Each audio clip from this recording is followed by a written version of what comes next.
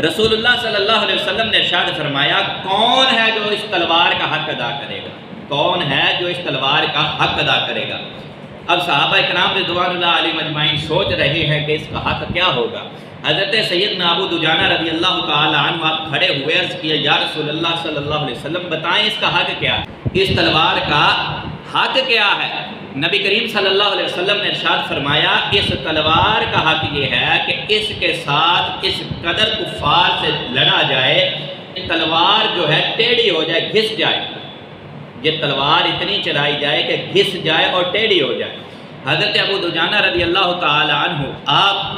بڑے دلیر صحابی تھے، آپ نے وہ تلوار محبوب کریم علیہ السلام کے دست اقدس سے پکڑی۔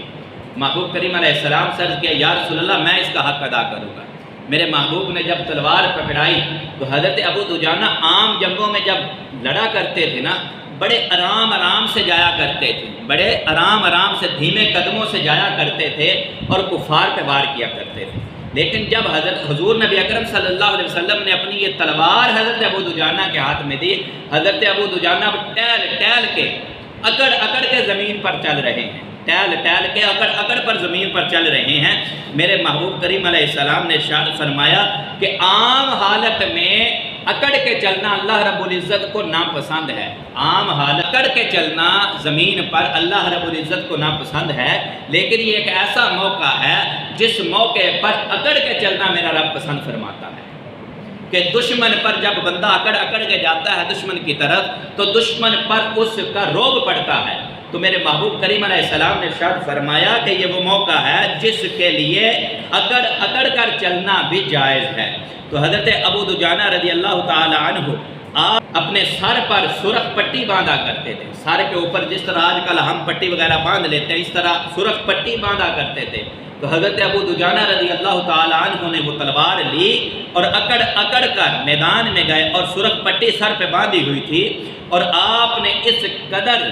کفار کا مقابلہ کیا کہ کفار کے ساتھ لڑتے ان کے لشکر کو پیچھے دھکیلتے جہاں پر کفار کی عورتیں بیٹھی ہوئی، یہ جہاں پر بیٹھی ہوئی عورتوں کو نچا رہی تھی، گانے گا رہی تھی، جہاں پر شعر پڑھے جا رہے تھے، بدر کے مقتولین کا بدلہ لینے کی باتیں کی جا رہی تھی اور کفار کے جذبے کو ابھارا جا رہا تھا، وہاں تک وہ لشکر پہنچ گیا اور حضرت ابو دجانہ ان عورتوں کے پاس پہنچ گئے۔ جب حضرت ابو دجانہ اس عورت کے پاس پہنچے ہندا کے پاس تو آپ نے اپنی تلوار کا وار کرنا چاہا، لیکن پھر دل میں خیال آیا کہ میں اپنی تلوار کو، وہ تلوار جو میرے محبوب کریم علیہ السلام نے پاک تلوار میرے ہاتھ میں دی ہے، میں اس کے خون سے کیوں رنگوں؟ تو اس عورت کو چھوڑ دیا۔